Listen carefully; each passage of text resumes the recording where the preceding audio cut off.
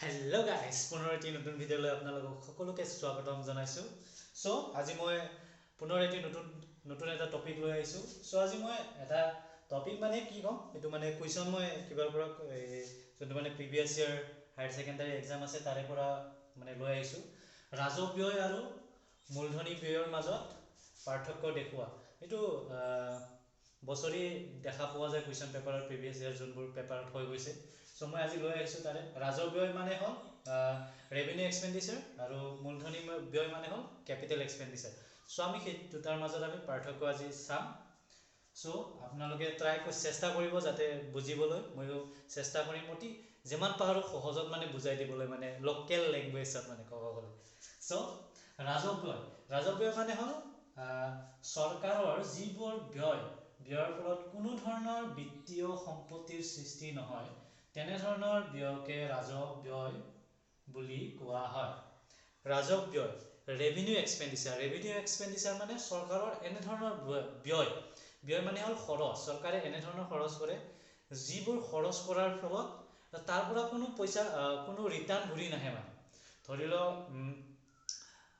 চৰকাৰে 100 টকা কিবা এটা কামত খৰচ কৰি দিলে, কিন্তু সেই পইচাটো গ'ল মানে গ'লেই আৰু তাৰ পৰা একো মানে পইচা আকৌ পুনৰ ঘূৰি নাহে। মানে ইয়াতে কৈছে যে কোনো ধৰণৰ বিত্তীয় সম্পত্তিৰ সৃষ্টি নহয়।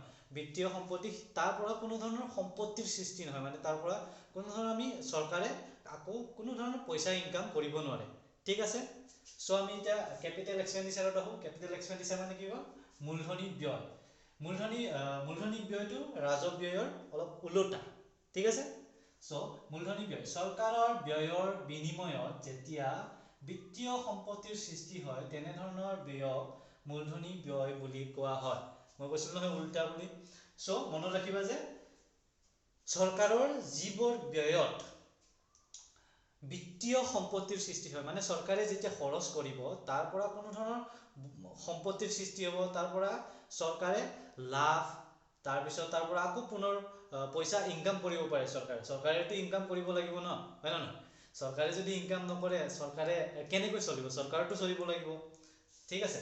চ' চৰকাৰে এনেকুৱা খৰচ কৰে, যোনটো খৰচ কৰিলে চৰকাৰে পুনৰ আকৌ এবছৰ দুবছৰ পিছত বা তাৰে কেইদিনমান পিছতে মানে পইচা আকৌ তাৰ পৰা উভতাই পাব পাৰে। সেইটো হৈছে বিত্তীয় সম্পত্তিৰ সৃষ্টি হয়।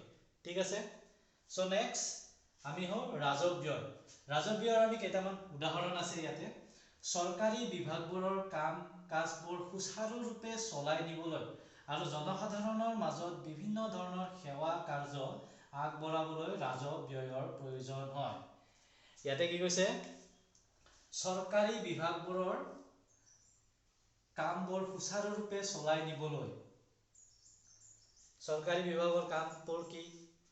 যেনেকা আমি এতিয়া পঢ়িছোঁ, আমি এতিয়া পঢ়াৰ পিছত কি ক'ম, হায়াৰ ছেকেণ্ডাৰী পাছ কৰাৰ পিছত আমি চাকৰি বিচাৰিম, বা ডিগ্ৰী এডমিশ্যন লোৱাৰ পিছত তাৰপিছত আকৌ চাকৰি বিচাৰিম। সেইটো কথাকে কৈছে। মানে চাকৰিয়াল যোনবোৰ চাকৰিত কাম কৰি আছে, যিকোনো ডিপাৰ্টমেণ্টত, এগ্ৰিকালচাৰ, মেডিকেল হওক, ৰেলৱে ছেক্টৰত হওক, যিবোৰত কাম কৰি আছে, সেইবোৰৰ কাম কৰা মানুহক, মানে যদি মই স্কুলত মই ধৰি লওঁ টিচিং কৰোঁ, কিবা কৰোঁ, মই চৰকাৰৰ তাতে কাম কৰোঁ। চ' মোক সিহঁতে দৰমহা দিব লাগিব, সেই দৰমহাটোৰ কথা কৈছে। চ' ইয়াতে আমি এক্সাম্পল সহকাৰে বুজি পালোঁ যে চৰকাৰে যিটো দৰমহা আমাক দিব ন, আমিতো চৰকাৰক একো ঘূৰাই দিব নালাগে। টেক্স দিব লাগে, এইটো বেলেগ কথা, কিন্তু মানে আমাক পইচাটো দিলে ইয়াৰ পৰা কোনো ইহঁতৰ চৰকাৰে আকৌ কোনো ধৰণৰ সম্পত্তিৰ সৃষ্টি নকৰে, মানে চৰকাৰে কোনো ধৰণৰ পইচা আকৌ নাপায়। ঠিক আছে। আৰু বিভিন্ন ধৰণৰ সেৱা কাৰ্য আগবঢ়াবলৈ ৰাজহ ব্যয়ৰ প্ৰয়োজন হয়। চৰকাৰ সেৱা যেনেকুৱা এতিয়া ঘৰ ডিষ্ট্ৰিবিউট কৰি আছে মানুহক, দুখীয়া মানুহবোৰক ঘৰ দি আছে, সেইবোৰৰ কথা কৈছে। সেইবোৰত ঘৰ দিবলৈ পইচা দিয়ে নহয়, একাউণ্টত পইচা ভৰাই দিয়ে। চ' সেইটো দিয়াৰ কথা কৈছে, সেইটো হ'ল ৰাজহ ব্যয়। তাৰ পৰা চৰকাৰৰ কোনো ধৰণৰ সম্পত্তিৰ সৃষ্টি নহয়, চৰকাৰৰ সম্পত্তিৰ সৃষ্টি নহয়। ঘৰ দিয়া মানে আমাৰ যোনটো ঘৰে মানে ঘৰ পাইছে, যোনটো মানে ঘৰ পাইছে তাৰহে সম্পত্তিৰ সৃষ্টি হৈছে, চৰকাৰতো সম্পত্তিৰ সৃষ্টি হোৱা নাই। ঠিক আছে। চ' এতিয়া মূলধনী ব্যয়ৰ এক্সাম্পলত আহোঁ আমি, উদাহৰণত। গৃহ নিৰ্মাণ, যন্ত্ৰপাতি ক্ৰয়, ৰাজহুৱা খণ্ডৰ উদ্যোগ নিৰ্মাণ আৰু বিভিন্ন দল সংগঠনলৈ কেন্দ্ৰীয় চৰকাৰে প্ৰদান কৰা ঋণ সামৰি লোৱা হয়। এতিয়া আমি ইয়াতে কি বুজিছো, গৃহ নিৰ্মাণ মানে চৰকাৰে নিজৰ ঘৰ বনাইছে। ইয়াতে আমি কি বনাই, ইয়াতে কি কয় ৰাজহ ব্যয়ত কি কৰিছিল, প্ৰাইভেট যোনবোৰ মানে ইণ্ডিভিজুৱেল, যোনবোৰ গাঁৱৰ দুখীয়া মানুহ সেইবোৰে ঘৰ বনাইছিল। কিন্তু ইয়াতে কি হ'ব, চৰকাৰে গৃহ নিৰ্মাণ কৰিছে, মানে চৰকাৰে ঘৰ বনাইছে।